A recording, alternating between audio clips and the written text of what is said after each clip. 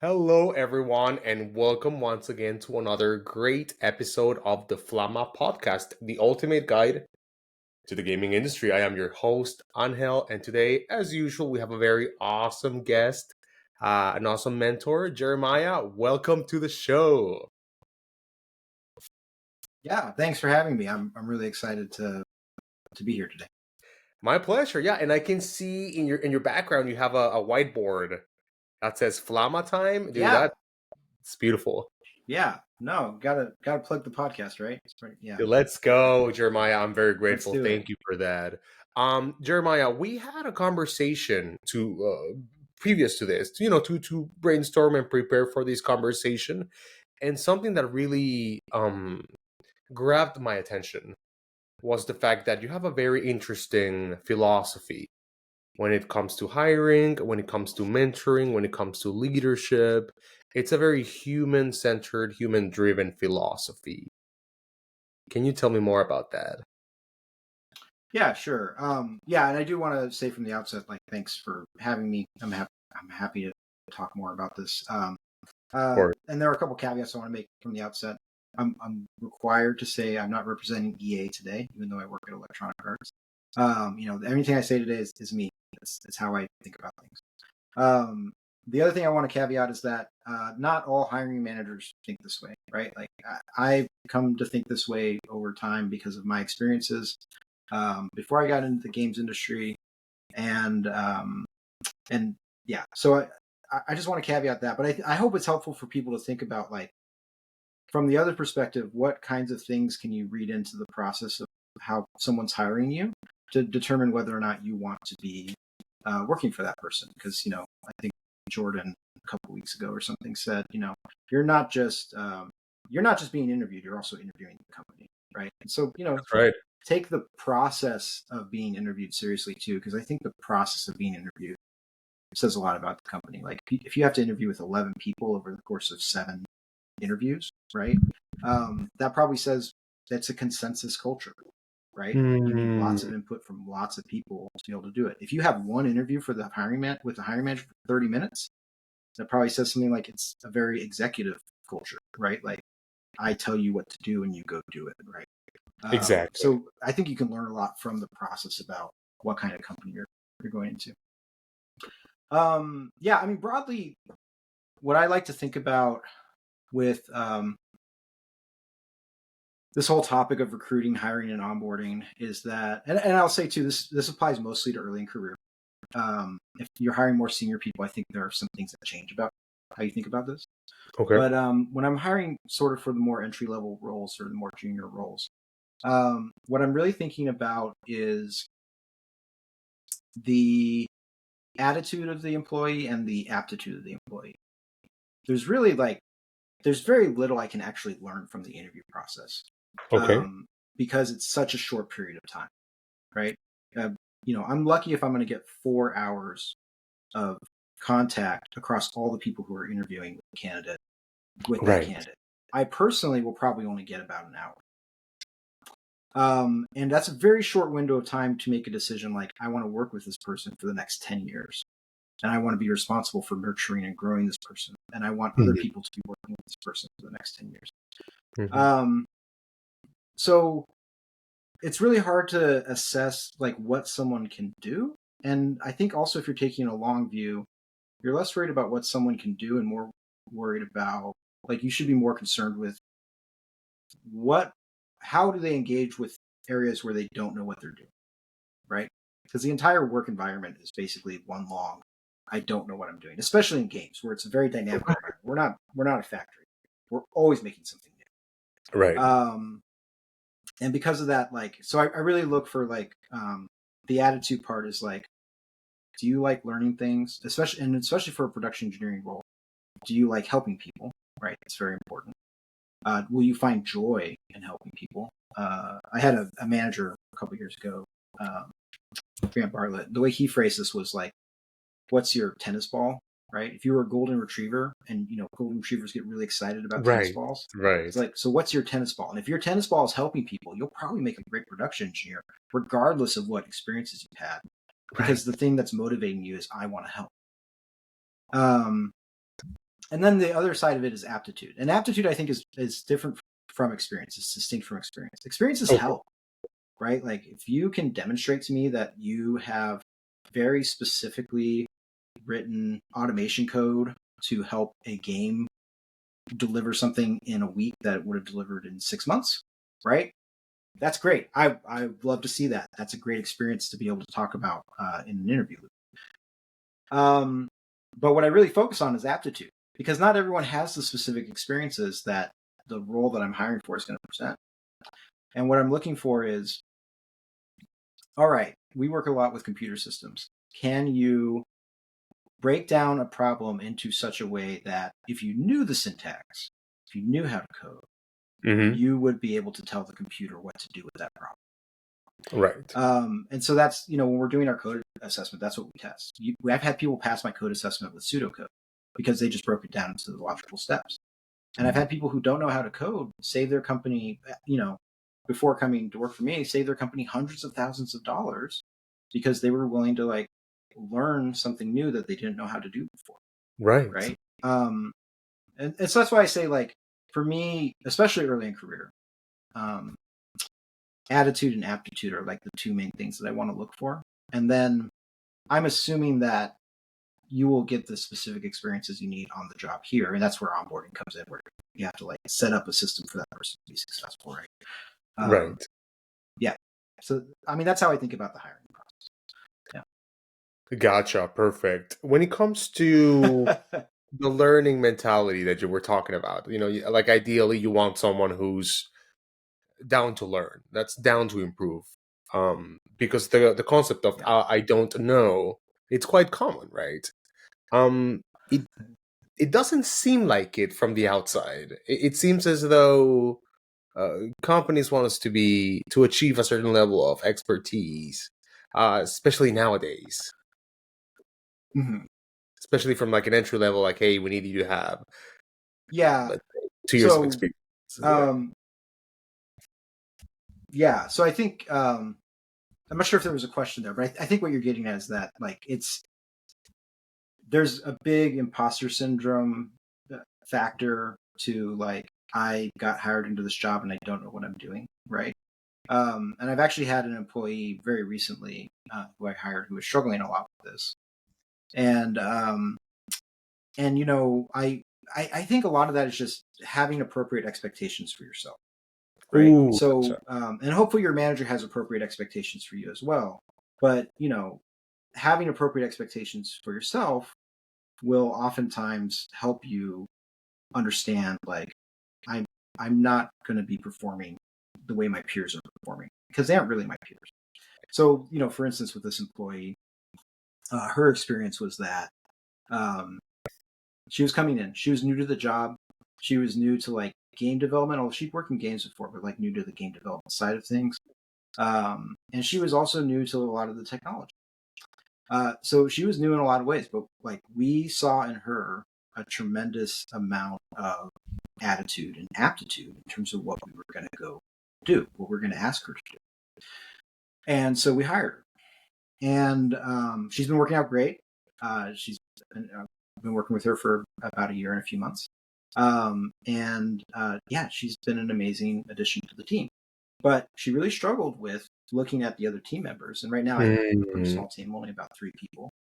But the other two team members were, one person, was pretty new to the production engineering role, but had 11 years of game experience at the same studio. They just knew everything about how everything works, right? So they could answer like support questions easy, just like immediately knew the answer, right? We'll go look here, we'll fix this, we'll do that, right? And then, one of my other employees, he had been a production engineer for a long time, so he really knew the role well. But he was new to the studio. But he gotcha. could he could just take the rigor and the discipline of being a production engineer and really solve these problems very quickly and very thoroughly, right? And so she's like comparing herself to these people. I'm like, you just started 3 months ago. You started less than a year ago. Um, I don't hold you to the same expectation that I hold these people, right? Of In a few course. years, I will, but not right now, right? So take it easy on yourself, right? You're doing all the right things in terms of like learning. she like was far outstripping a lot of the people. Like in terms of like early careers, like I would have put her up against some of the people who like accelerated their careers fastest at Bungie, in terms of like how quickly she's learning and that kind of thing. But I think that speaks to her attitude. You know, she's coming in with Exactly. like a learning attitude. She's like, I'm going to learn this stuff. I'm going to get it. I'm going to go. Exactly. And yeah, so I mean, I think you won't know how to do this stuff, and especially in a support role like this, you won't ever actually know everything. Hmm. You know, I've been doing this role now for a long time, 9 years. And there's new stuff that comes up every day. I have no idea, right? You know, and the role is figure it out. Just like a designer approaches new design problems, the production engineer is going to approach new support problems. Right. And you know, I'd known people at Bungie who had been doing the role for 13 years. They would still get surprised sometimes by stuff that was happening. Mm. So you know, everyone's figuring it out, right?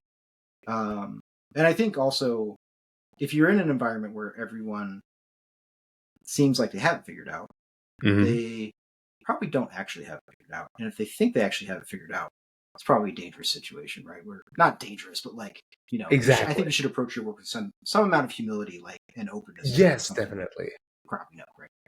But you know, not everyone does, so you know that's fine. But for production engineers, we really Exactly. I really respect the fact that you have a very empathetic way of dealing with employees as well. Where did this empathy come from? Because I feel like this is not necessarily the norm. Usually, from my experience as an engineer, I've had very awesome managers. I'm very grateful for those yeah. experiences, but the empathy was lacking, I would say, for sure. So I Yeah. wonder where does this come Yeah, there's certainly a lot of like start delivering now, do it now, from? right? Yeah, do it now. Right. Yeah. And you know, there will be situations in games certainly, and even on my team where I'm like, okay, you know, yeah, you don't know how to do this. You are going to figure it out now though, because we need it done. Right. Exactly. And I'll Exactly. help you along with that, but like we need to get it done. Exactly.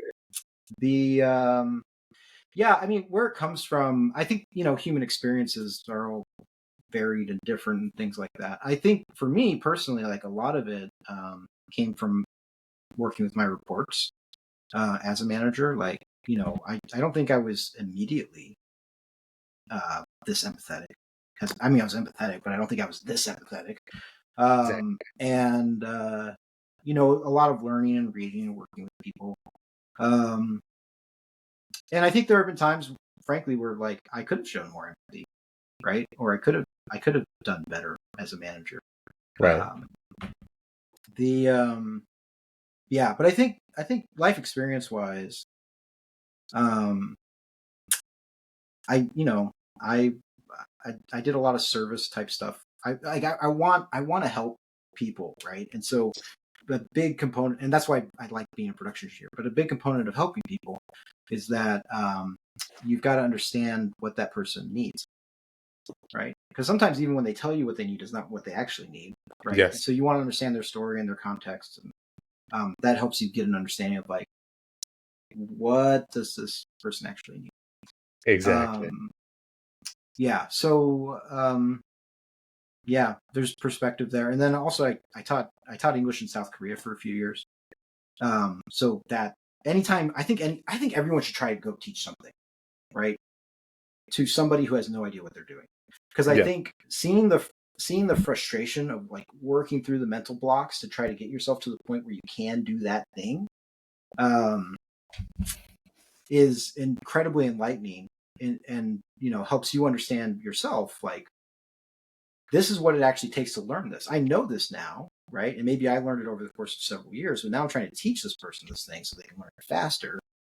And like seeing that mental block, I think really helps people develop empathy for the process of learning.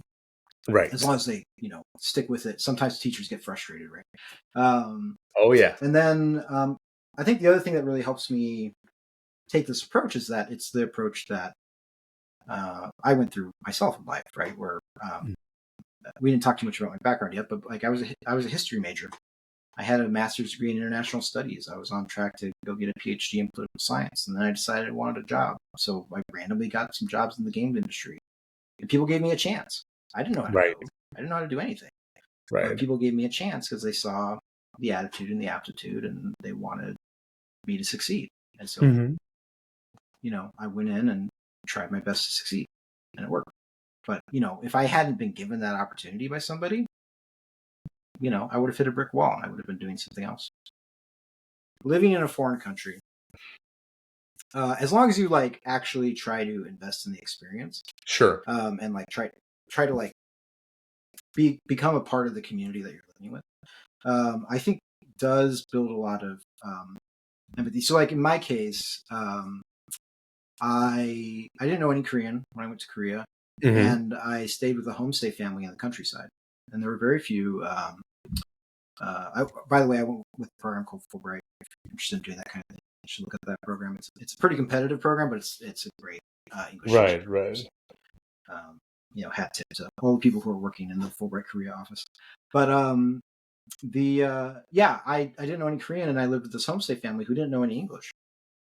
And when you're in a different culture and you're actually trying to live in that culture, um, you don't know how to do anything. Like I didn't know how to eat, right? I'm not saying like I couldn't put food in my mouth, but like I didn't know the proper etiquette for eating, Exactly. right? Exactly. I didn't know that if I stuck my chopsticks in my rice, I mean, I did know this because they told us about it at orientation. But like if you stick your chopsticks in your rice bowl in Korea, that's pretty offensive thing to Yes, yes, do yes, yes. because that's reserved for a particular ritual ceremony around death, right? Right. And so the or like writing someone's name in red, right? And you sort of get to learn about because that's also again associated with a particular ceremony. But you get to learn about all these things when you're living in the culture, and I think for me it was a very humbling experience because I was reflecting. I was like, I'm basically a toddler again, right? Yeah, I don't know how yeah, to talk, and I don't know what to do, and I'm very reliant on, and even me, full-grown man, yeah. very reliant on these people to help me understand the right way to be in this society. Uh, so yeah, I mean, I think those kinds of experiences can help you develop a lot of empathy. But I also think anything where you are taken outside of your comfort zone, you have to learn something entirely new. As long as you approach that with a certain amount of humility and say, um, "I don't know what I'm doing here, Hmm. and I would like to learn." Right? Because there are people who go to a foreign country and they're just like, "Well, I'm just going to eat hamburgers and do things my way," and Sure, sure, sure, my way's the right way and all this other stuff. So sure. it's not a it's not a panacea, right? I think it also depends a lot on the attitude of the person, which Of gets back to course. like when you're looking to hire, attitude matters a lot. Right? Exactly. And did this experience help you with localization? Because I know you started in localization. Mm, yeah. So yeah, I guess we can just talk a little bit about how I got started in the games industry here. Sure. The So yeah, I lived in after college. I lived in Korea for a few years. I came back to the States to do a master's in Korea studies, um, and then I had a master's in Korea studies. I was applying to government jobs. That's what you do with a master's in Korea studies. You either go for a PhD or you're applying to government jobs, and I was doing both because government jobs typically take a long time to get back to you. Right. It's the bureaucracy, man. Yeah. Um, but in the meantime, I needed cash, so I was doing some odd jobs. Like I sold cars for about a month. I laid stone countertops for about a month. And Sure. then while I was laying stone countertops, I saw there was this job opportunity to work in an office doing creative work for double what I was getting paid, and I wouldn't be out in the rain and the wet. I'm Right. in the Right. Seattle Right. area, so didn't want to be laying stone countertops throughout the winter. It was only a 6-month contract, but it was writing for a game called Ion, which was developed by NCSoft, and it was Korean to English localization. Which, by the way, I think is like it's a pretty rare opportunity for people in the States to be able to engage in something like there's a Korean game that we're localizing to English, right? That's Right. that's a few and far between kind of opportunity. A lot of times that localization happens in the home country. Oh, interesting. Just like a Okay. lot of times our localization happens in the United States. Like, it's, it's just Gotcha. easier in a lot of ways. But this one, NCSoft at the time was very, and I think still is, very interested in having people from the culture that they're writing for living Hmm. in the culture that they're writing for while they're writing the thing. And so that's I think to their benefit, a great um, way to do localization is actually have Sure. people where you're trying to deploy it. Um, yeah, so like I didn't have any writing experience, I didn't have any games experience, and I think this what gets us into like someone gave me a shot. They didn't look at my resume at all when they assessed my candidacy. Oh, Um, and I didn't find that out. I mean, a recruiter did, but like the hiring manager didn't, and like the other people who were going to be on my panel didn't. All they looked at was my writing sample and my writing test. That was it. And I got into the interview room. They asked me in for an interview, and they had read the resume 5 minutes before that. And the first question, it wasn't even a question; it was more of a statement. They're like, "You don't have any games experience." And you don't have any creative writing experience. And I was like, no, I don't. Is that a problem? I mean, I assumed you would have talked to me about that beforehand. And they right, right, was, no, we're right. just surprised because you're right. We only looked at your writing test, and your writing test is pretty good.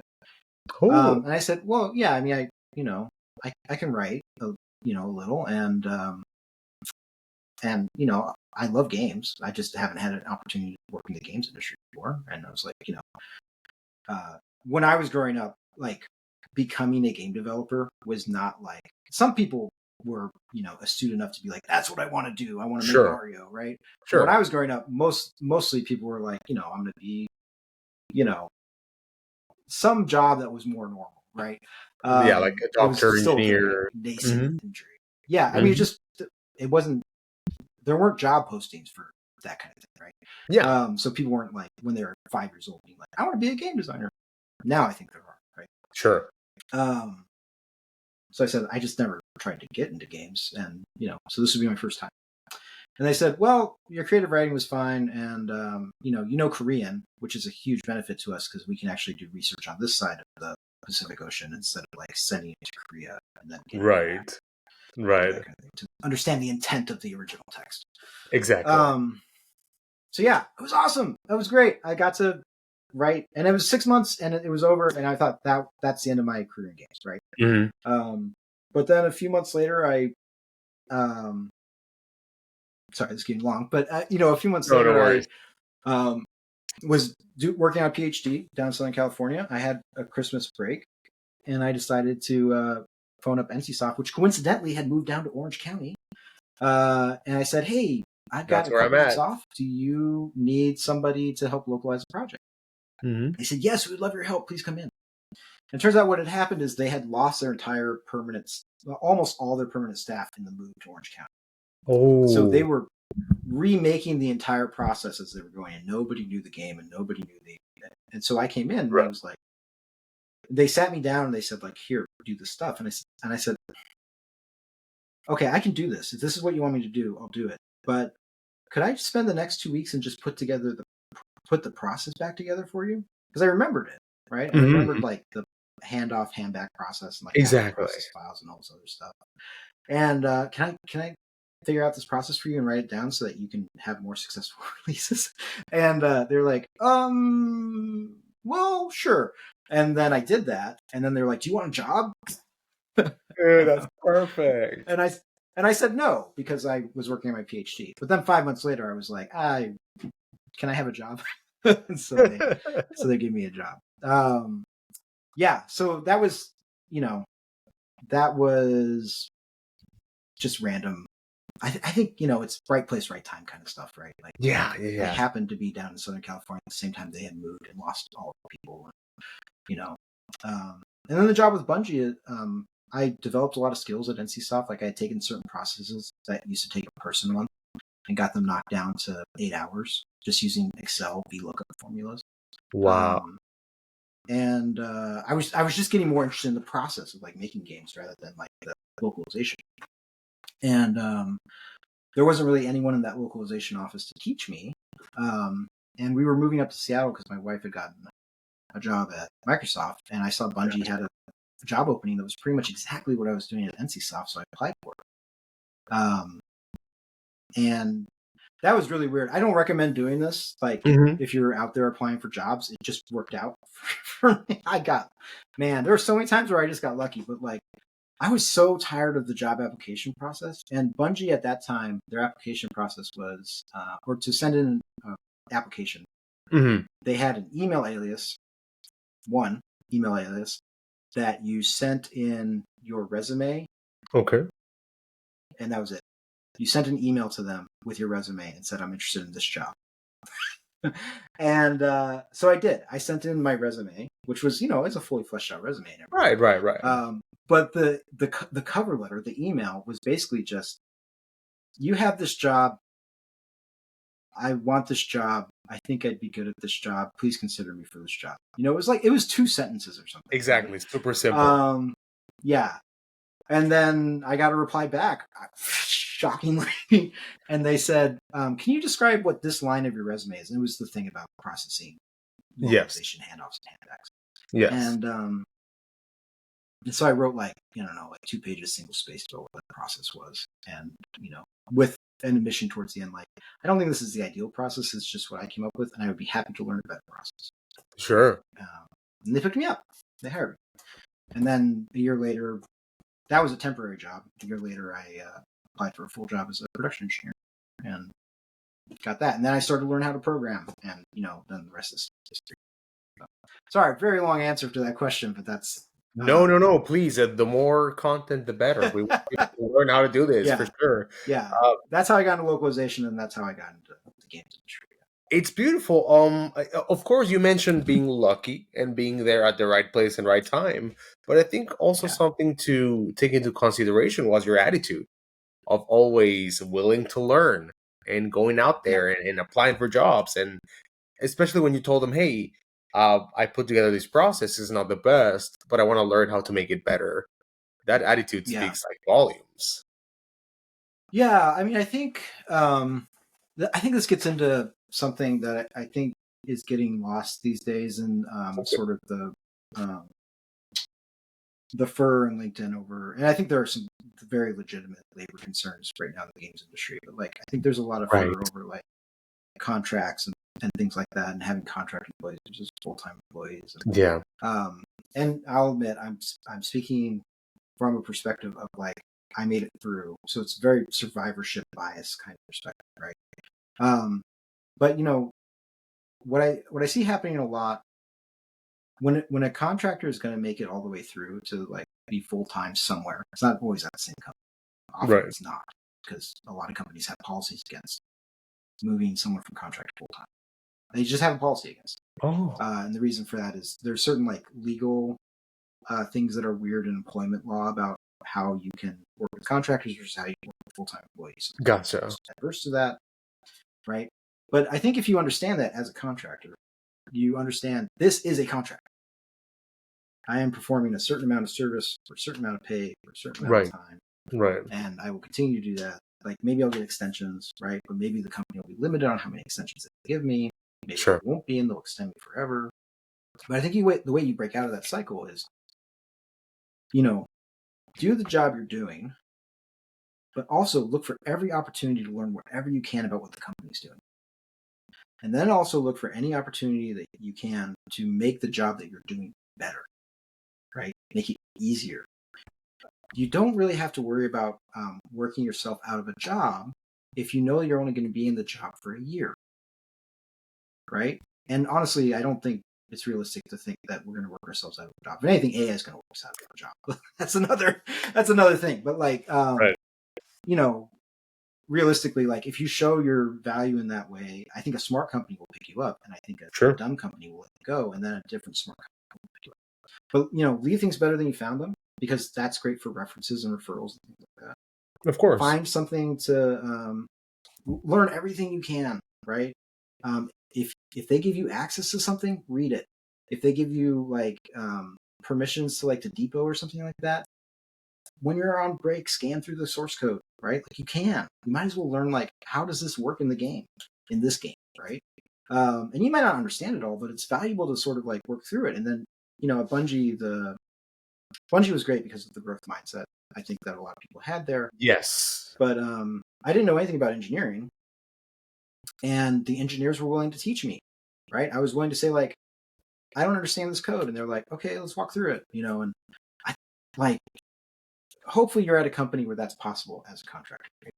Um, and I want to repeat, like, I know there are very real concerns how contracting is handled in the game industry right now. Right. Um, but I think also like there's if you go into the contract with the mentality of like I'm just going to do the contract, then you're going to get a result that is I just did the contract. It's sort of like when you go to school. If you go to school like I'm just going to fill out the papers and attend, and that's all Just you're going pass. to get out of it. Right. But if you go to school and you like you ask questions and you say like, oh, there's this interesting project that this group is working on after school. I'm going to go engage in that, or you engage Right. in some kind of like sports or whatever. Like you'll get a lot more out of it just because of how you're more intentionally engaging. Exactly. Exactly. Yeah. Attitude, being proactive, very important. Yeah, all comes back to attitude, right? I'll come back to attitude. Exactly, 100%. Jeremiah, I wanted to ask you when it comes to the gaming industry. Recently, we have seen some layoffs, some things going on in the industry, and also when it comes to software engineering, which is my space, it's been rough out there when it comes to people searching for jobs. Yeah. Um, Yeah. what advice would you give to employment seekers, people who are looking for jobs in this very interesting market? Yeah, I mean, I think the first advice I give everyone is put bread on the table, right? So, like, however you're going to do that. Right. I think there are a lot of people who they want to hold out for their dream job, and I think maybe as a society we haven't done ourselves a good service to following generations to say like you can do whatever you dream of, Yeah. and that kind of thing. Right. I think sometimes your dreams don't work out, and they are dreams, right? Fair enough. Sometimes they will, and you should always be open to your dreams. You should always be looking for the opportunity to go pursue your dream. But I think in the Yes. meantime, you got to put bread on the table, right? Yeah. And so if you've got a skill that you can use today in a different industry or for a different company, Mhm. you should go do that. Get more lines on your resume, get more projects under your belt. And then, but keep looking out for the opportunity to come back. But don't hold out for the opportunity in the game industry. That's what I'm saying, right? Like you gotta put bread on the table. Right? You gotta this is a Yes. capitalist economy, and just five in a Yes. capitalist economy, you gotta have cash. Yes. I don't like that, but that's how it is. Exactly. The other thing I'll say is like, if you have if you're not working, you have presumably a lot of downtime, and it's a very stressful kind of downtime. And I know a lot of people have to like work through the stress of it. But do something proactive, right? Go you could do something that's already existing in your community. Maybe go volunteer somewhere, right? Right. But go do something proactive. Don't just wait for the next thing to happen. Start a Twitch stream, right? Who knows? Maybe like I've known people who they got laid off from a company and they filled out resumes every day, sent them Yep. in, and at the same time they started a Twitch stream. Now they don't need to work for a company anymore, right? And that's not going to happen for everyone. But you might as well do something with that time, something that you Exactly. enjoy, but also something that's going to help you grow and help you, be an impressive candidate. Um, so like take free classes, get out, maybe join a social club or something, Sure. network that way. Get a hobby where you can practice it a lot. It doesn't cost you too much money because that's the concern when you're unemployed, right? Exactly. Yeah, I mean, like, if you just sort of like say, I've got the job, I want to get a job, Right. and you just apply to jobs, you're betting on your experience from the past being enough to carry you through. But why not augment what you're bringing to the table? Yeah. So I mean, those are the two pieces of advice I have. I also like, I think there's also the more typical advice, which is like, don't say no to yourself, right? Always apply, right? Mm-hmm. If it's a job that interests you, just apply. Let them Exactly. say no to you, right? Mm-hmm. Um, even if it's like maybe it's not a job that's interesting to you, but you think it'd be an interesting conversation to have, Yeah. right? Maybe it's like it's not. Maybe it's like I don't know enough about that job to know if that's interesting to me. I'm going to apply for it, and if I get a conversation with the person, then I can find out, right? And maybe they'll find out. Oh, we weren't thinking of this candidate. But this candidate's perfect. right? So yeah, I mean, the opportunities only exist if you sort of put out enough stuff into the pool Exactly. to make the opportunities exist. You only catch a fish if you're fishing, right? Exactly. Exactly. If you don't have the Exactly. line in the water, you're not fishing. You're not going to catch anything. So, Right. and I Or and I say that all with like a significant understanding. Like it's hard out there right now. Like, I mean, I've got friends super talented, very smart, who've had such a hard time finding anything in any industry, um, and you know that sucks. I wish you well if you're in that boat. That's awful. exactly. Yeah, you miss 100% of the shots you don't take. So might as well. Sure, yeah, Yeah, exactly. You know what's interesting, Jeremiah? I've actually met a lot of people, some people that you mentored in the past, and they were laid sure, off from their jobs, and the projects they're making right now are just incredible. yeah. Uh, yeah, I mean, like I think it's like what Monday and Robert are doing. I think is it's got legs. Yes. I think some other people are they're more working like the job angle, like they want to go find the next job. Um, you know, um, but yeah, I mean, check out Project Haven if you haven't yet. I think it's going to be an interesting project. I'm really curious to see what they do because they're taking it from neither one of them has a ton of experience in the games industry, right? Like they worked at a very highly experienced game studio, I and believe they've so. I think Yes. acquitted themselves very well, right? Yes. Um, but what I think they both bring to the table that I think is really interesting is they both have an organizational mindset that I think is going to allow them to find the right people and set their studio up for a lot of success. And they both have, like, to be clear, they didn't have jobs in the game industry, but they both worked on games for a long time. They worked on mods, and Monday did a lot of virtual reality type gaming Yes. experiences and things like that. Robert for a long time, yeah, it's like Neverwinter Night mods or something like that. He was still working on them when I hired him, which is amazing because Neverwinter Nights is from when I was in college, right? Exactly. Exactly. But yeah, I think at the end of the day, like I think because they're approaching it from like the organizational standpoint, I think they're gonna, Mhm. regardless, they're gonna hire a good team, and like they're gonna find success through that. They're gonna assemble the right team to find success, right? Um, and yeah. Anyway, but I think all those people we've talked to so far, and a lot of the other PEs that are just out there, kind of in the ether right now, and a lot of the PEs at Bungie, I don't know of a single one of them that didn't have some kind of side project going Yeah. all the time, right? Yeah. And not necessarily something that they were planning on making money off of, not necessarily in the game space, but they were all very interested in going deep on something. And I think that's because part of the attitude we were looking for is proactivity, right? And so we hired a bunch of proactive people, and they're proactive people. They're going to go do the proactive thing, whether or not someone is telling them to do it, right? So Exactly. that's what I think is going on with them. Exactly. 100%. Yeah. Actually, Flama is what is because of a lot of PEs that has helped Yeah, me no, out. you're a great example of this, I think, Dude. being industrious in the meantime. And like, I mean, I love what you're doing too, because you're taking, you're saying, hey, I was in the software industry. I kind of want to work in the games industry specifically in terms of software. I want to learn a ton about what it takes to be in the games industry, but I also want other people to benefit from that experience, right? Of And, course. you know, if there's ever a PE role open, you should apply for it. But Definitely. Yes. the I would be honored. I'm very Yeah. grateful. I'm not. Um, I'm not saying I'm going to give you a job, but like if there's ever a P, you would be a strong you contender got me for me excited for because a moment. No, because joking. yeah, right. Because of your attitude of like I'm learning something, I'm going to make sure other people learn it too. Yeah. Exactly. And yeah, a lot of P's here. Jordan, Drew, Monday, Robert. They have been. Their episodes have been amazing. A lot of views. A lot of value. So and they all talk amazing things about you, Jeremiah. So having you on Oh, this podcast, thanks. yeah. Drew, Well, thanks Drew to was them, I like, guess. But Jeremiah's gonna be on the podcast, dude. Let me know.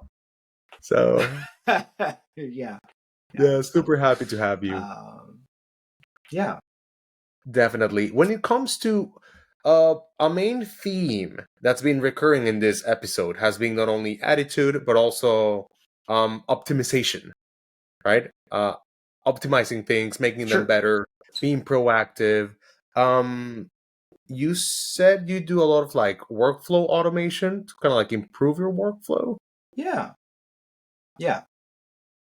Yeah. So I do. I mean, I think if you're looking for the type of role that Drew and Jordan, Monday, Robert, myself, are coming out in, Right. production engineering. A lot of so that role breaks down, like in simplest terms, it sort of breaks down to 50% desk side support, which is IT help desk kind of stuff. But it's specifically for the proprietary systems that a company has built. It's not for like Windows operating system, Microsoft Word, network.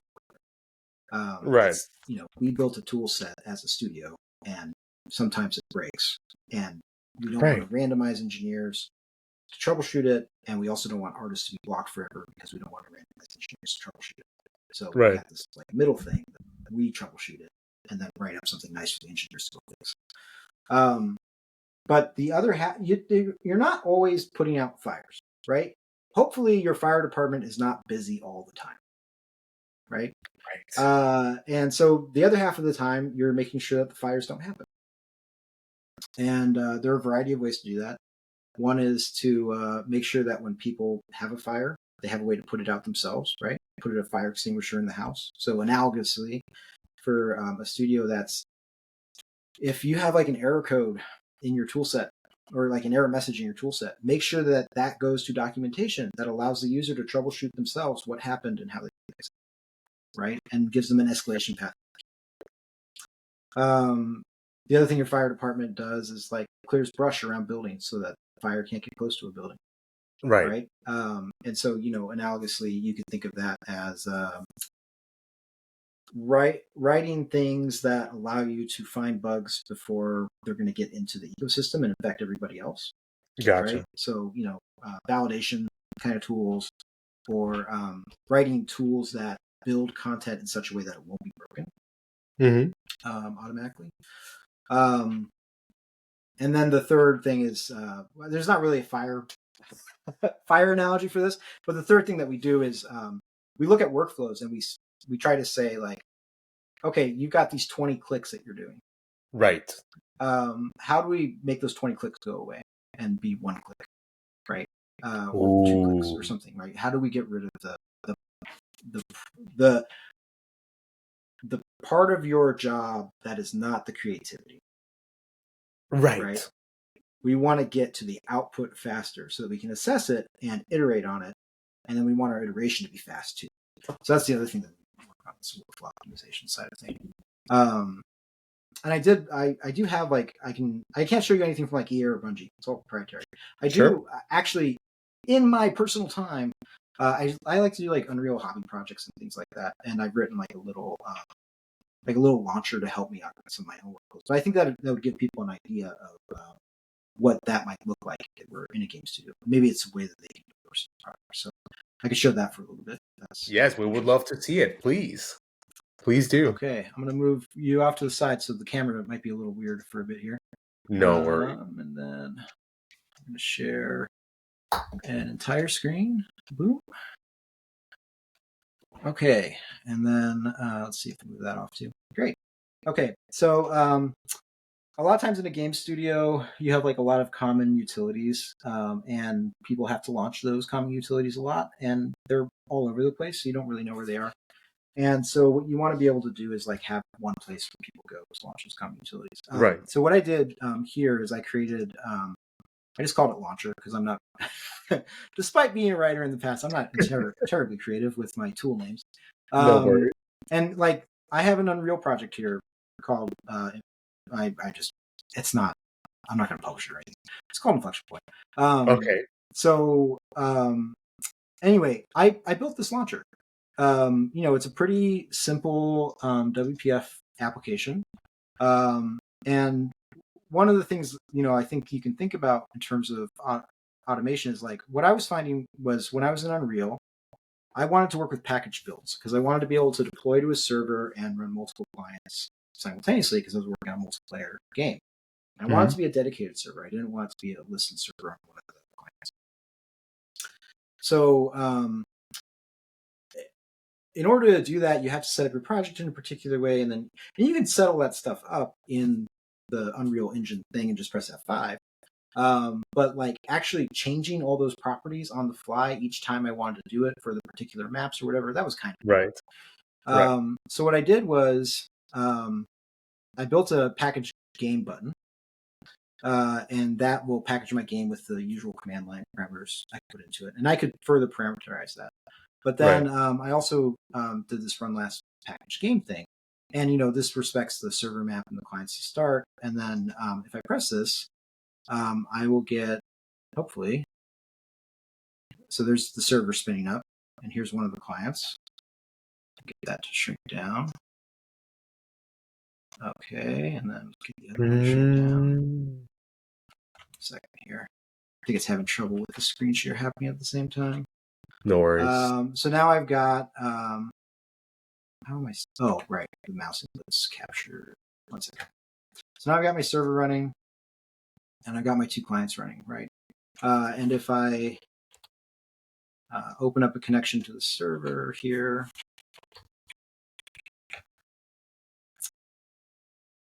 I got one. And then if I open up a connection to the server here, got one. This isn't the automation part. This is just the Unreal stuff. Right. Right. But if I run Right. around in here enough, I could find the other See the other guy, player. fire blast at them, and their health increased by 90. Right. So Gotcha. it's Gotcha. working. It's a game, right? I left off with this project in June, so I haven't been Okay. working on much since then. Right. But hold on a second. Because I've left off with it since June, it's kind of in a rough and ready state. But other things that this does is like that package build process. This can take a long time. It can take upwards of 20 minutes. Sure. And I don't want to sit at my desk for 20 minutes waiting for that to finish. I might just go, have a cup of coffee or go for a walk or something. So what I did is I set this up in such a way that when this is done building, I actually get a notification through Discord in my build channel, and so I ran a couple of packages today just so that you can see it. Right. And yeah, so now these now I get a notification on Discord when this finishes, right? So I don't have to sit at my computer for the entire time. It tells me what the log file is. It's another thing you'll see often in game launchers is, or like studio launchers, is they'll have like a log file kind of thing where you can quickly get to recent logs that you've had, a way to quickly get into your source control. In my case, I'm using git bash. This is already set up so like get to the path that I need. Right. This Right. project, Exactly.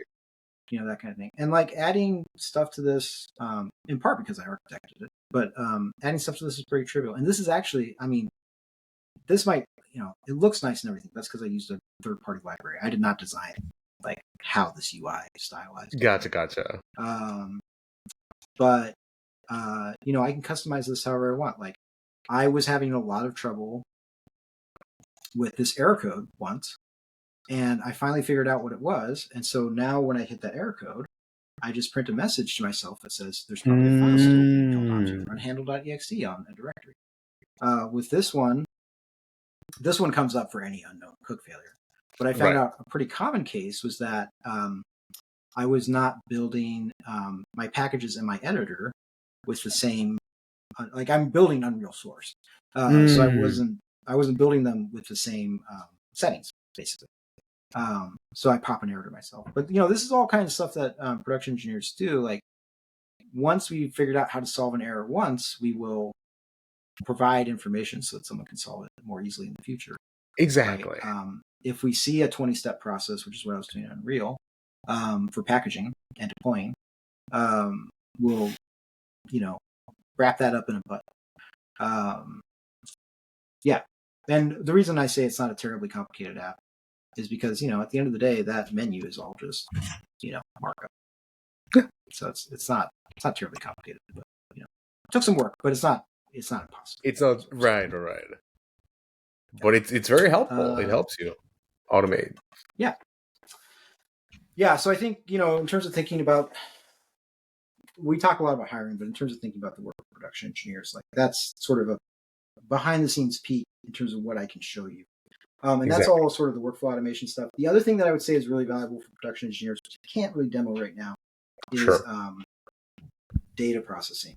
So being able to tell a designer every place in the game where a setting is, or every object in the game that has a setting set a certain way, right? That has a certain property that reaches a certain range. And a lot of places are smart. They will build in hooks so that you can do that programmatically.